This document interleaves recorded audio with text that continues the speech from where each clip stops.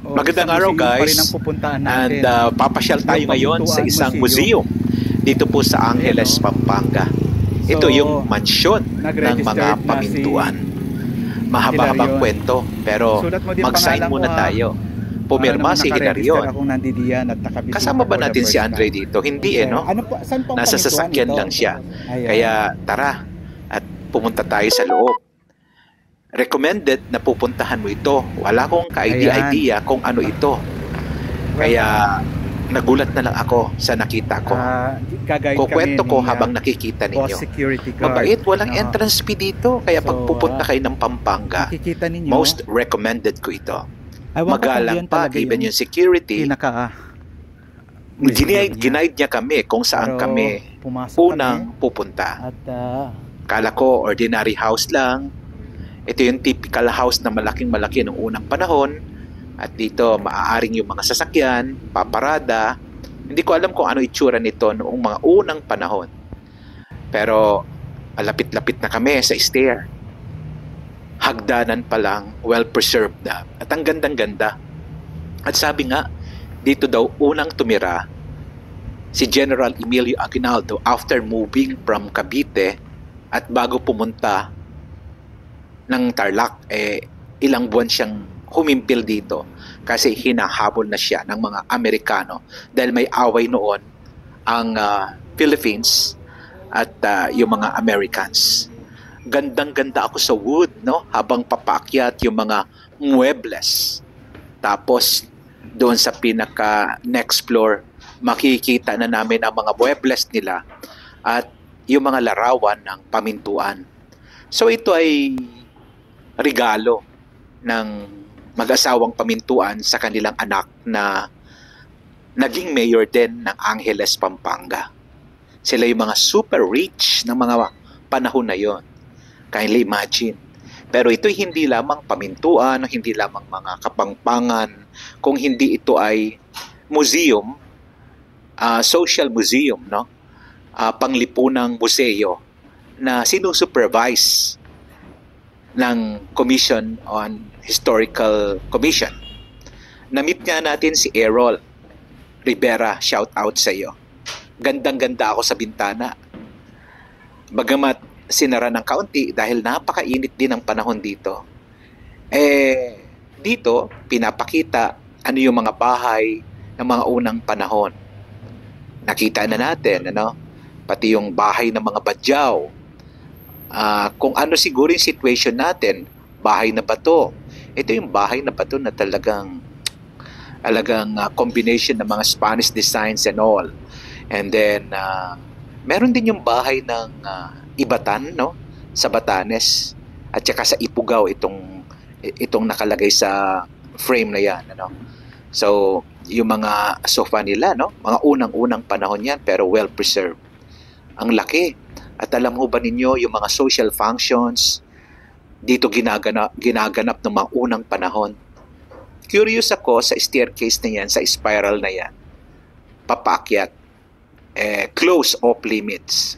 Pero swerte na na-meet ko si Errol at saka si Mr. Sanchez na isang guide, binigyan kami ng privilege na umakyat. Kaya mamaya makikita natin. Ito yung mga tukador, mga damit ng mga may-ari ng unang panahon. Ito yung pinakakwarto nila. Binuksan ko ng konti ang bintana and still moving at makikita ko na ngayon ang modern Angeles, Pampanga. Nako, ito pala ang kwarto ng mga don at donya ng unang panahon. Iniisip ko nung pumutok ang bulkang Pinatubo, paano nila nalinis muli at naialis yung mga apo na dito'y tumapon. Buti, na-recover nila at naayos muli. Dito, natutulog ang mga pamintuan ng mga unang panahon. O, may arinola pa. Wala naman talagang CR dun sa mga kwarto kung hindi. Yung tawag ng kalikasan sa gabi, arinola ang katapat. Yung carvings doon sa mga pinto, wow! Ang galing, ano? Talagang ibang-iba ang mga kapangpangan sa paggawa ng mga bahay nila. When tables are turned, umupo ako, wala namang nagsasabing bawal. Pero ramdam ko mabigat. Kaya ito, curious ako dahil dito si Emilio Aguinaldo at mga prominenteng tao at mayor ng Angeles na nakatira minsan, yung chandelier nila. Naalala ko si Doug Stan sa Central. Oh, nagturo-turo ako. Para kunyari, ma-feel ko yung spirit ng kwarto na yung mga political leaders ng mga panahon na yon ay ginagawa. Yan yung mga damit, mga kasuotan nila ng mga unang panahon. Tapos yung entablado, na-curious ako kaya nag-emote-emote ako na kunyari nagsasalita ako. Ganyan naman siguro magsalita, no? Pagtatalumpati. O si Miriam Santiago yun. Nagtuturo-turo. So, yan yung map ng Pampanga sa likod ko. Kaway-kaway muna. Shout out sa inyong lahat. At syempre sa mga sumusubaybay sa akin sa Pampanga, meron palang followers from Pampanga. Ito yung Central Luzon. Ito yung Porac, Angeles, Mabalacat, Magalang, Mount Arayat na sikat, at saka yung Santa Ana na kung saan pupunta kami mamaya dahil birthday ng aking kaibigan na si Honorable Ferdinand Tinan Labong. Naalala niyo yung Malabong party list noon? At siya ngayon ay tatakbong mayor ng Santa Ana, Pampanga. Matagal siyang board member dito, always senior, at ang kanyang anak na si Laki, board member naman. Candaba, Apalit, San Simon, Macabebe, Masantol, Lubao, Florida Blanca, Santa Rita, shout out sa Guagua, kay Padre Alex Labong Malyari, San Fernando, at sa Angeles kami. Kaya kung mag-check-in kayo sa Pampanga, piliin nyo din itong hotel na ito, Hotel Boss. Napakaganda ho. Talagang mura, affordable, pero ang lapit-lapit sa napakaraming. Ang ganda talaga ng mansion na ito. Meticulosong ginawa, no? Yung mga muebles mula sa flooring, sa ceiling, sa mga partitions, mga 1800s pa. Ito na yun, pero walang anay na umatake sa kanila. Ito yung mga painting ng mga siopaw, mga buhay-buhay ng mga Pilipino. Ayan. Pagkatapos, silipin natin yung ilang mga rooms. Wow! Pati yung mga laro ng mga Pilipino. Yung, alam mo ito, anong tawag dito sa laro na ito? Nilalaro din namin ito eh. Yung nilalagay yung mga sungka, no? Pagkatapos may chess, no? So, nakakaaliw kapag the way they entertain themselves, themselves, ano?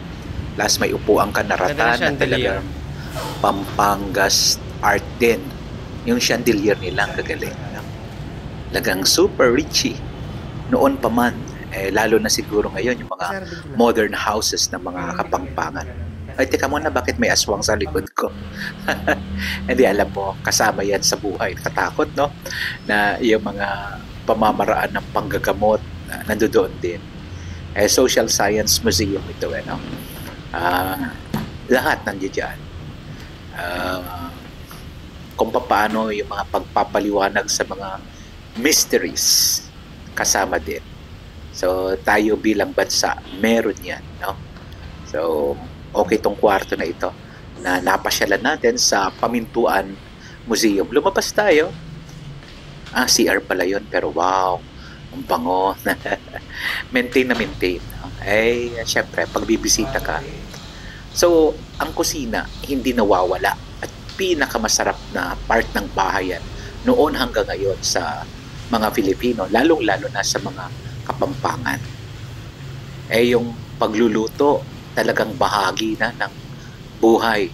Malapit kasi sila sa ilog, kaya kapangpangan. Marami silang isda. Pagkatapos, merong inintroduce sa ating kultura ng mga pagkain ng mga Espanyol, mga Chinese, Americans, tapos na-adapt natin, na-blend natin. Ang resulta, masarap na pagkain, lalong-lalo na yung sisig nila.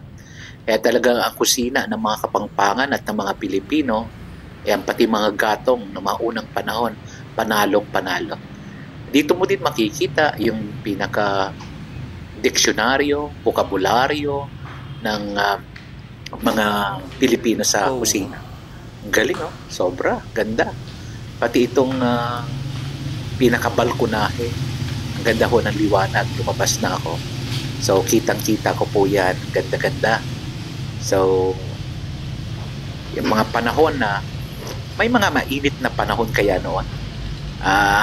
Pag summer, pero hindi katulad ng cruel summer natin ngayon. Ayan. So, that's it. Tuloy-tuloy po. At may konting script ako dito. Pwede ba mag-solicit? Kaya Ate Julieta uli, kaganda-ganda ng bahal niyo. Tapos hindi niyo ako pinagbibigyan sa solicitation. Nasaan ba kayo? Malapit ang piyesta sa amin. Kinakailangan mag-donate kayo. Dahil maganda ang piyesta sa amin. Ayan, binibiro ko lang yung mga dati kong staff na hindi sumama. So, nagkwentuhan din kami ng staff ng National Museum at ipinaliwanag niya sa akin. Galing-galing niya, tali-talino niya kung paano ito nagsimula. Ang mansyon na ito ay nakasaksi ng maraming istorya. Pati binigyan niya kami ng pribilehiyong umakyat doon sa spiral na pinakita ko sa inyo kanina. So, ikot kami, papaakyat, at curious ako kung ano yung sa taas. Pero ano lang naman, parang kumbaga watchtower or lugar na kung saan makikita mo ang buong Angeles, Pampanga. Tinatanong ko nga yung guide kung merong underground, usually kasi pang mga matatandang bahay, merong lagusan papunta ng mga simbahan. Alam mo na, Kiera, kasi ng mga panahon na yun. Nasa taas na kami. Kitang-kita ko nga pala Pampanga. Salamat nga pala sa iyo, Alan Sanchez, sa pag-guide. Grade 12 pa lang siya, pero dito siya nagkakaroon ng immersion. Isang requirement ng kanyang pag-aaral. So, ito po ang Angeles, Pampanga. At ito ang pinakamataas daw na tower noong mga panahon na itong bahay na ito ay naitayo. Kaya yan ang Mount Arayat, no? Nakikita po ninyo ang buong paligid sa Pampanga. So, well-preserved ang bahay na ito. Kaya kung pupunta po tayo dito, huwag niyong kakalimutang dumaan dito. At sure na sure, ma-appreciate po ninyo. At wala pong entrance fee. No? Talagang ini-encourage nila na bumisita kayo sa mga museum. Binigyan nga pala ako ni Aaron ng copy ng mga museum, more than 26 or 29 sa buong Pilipinas. So, sabi ko, malibot ko yung ilan. Okay na okay ako. So, ayan, pinapakita ko uli sa inyo ang ganda nung pinuntahan ko papunta doon sa itaas. Kaya, ina-appreciate ko ang pag-aalaw sa akin sa pagpunta doon. At akyat-akyat lang. Medyo parang yung nabundol pa yata si Aaron. Ingat lang kami. Medyo masikip ang lagusan na ito papunta sa itaas. Pero worth it naman. Ina-imagine ko kung si General Aguinaldo ng time niya ay nakaakyat din dito for sure. No? Kasi itong lugar na ito, dito po ginanap ang unang anibersaryo ng pag-hoist ng bandila ng Pilipinas. After Cavite, dito na itinaas ni Emilio Aguinaldo ang bandila ng Pilipinas. Kaya ito rin ang naging tahanan ni General Emilio Aguinaldo at even si Douglas MacArthur, panahon na ng Kano. Dito rin siya humimpil. Pati yung mga kamikaze pilots dito din. Kaya sabi ko, buti hindi sinira ng mga kalaban. Kung sisirain nila, wala na nga naman silang paghihimpilan. Kaya ito po ay pagkatapos nabenta sa isang pamilya. Pagkatapos inano ng local government, parang nirentahan. Pero binili na ito ng Central Bank dahil may pera naman ang Central Bank. Tapos naging bangko din po ito. Pagkatapos finally kinonvert na nila itong museum. Binili ito ng Central Bank at tinurn over na sa National Historical Commission. Ay, salamat naman. Yung mga ganong klase, ina-appreciate natin. Kaya nagiging pamana ito. Ito yung pinaka-ibaba ng mansion. Halos second floor yung pinuntahan natin, third floor. Merong konting, alam mo na, sa museum, audio, video room. Pero noong mga panahon, ng unang-unang panahon, naging bangko din ito dito sa Angeles, Pampanga. Kaya salamat ho sa inyong panunood, no? Na goodbye na kami at sana nga po, sabi ko, mapanood ito ng marami at ma-appreciate. Salamat!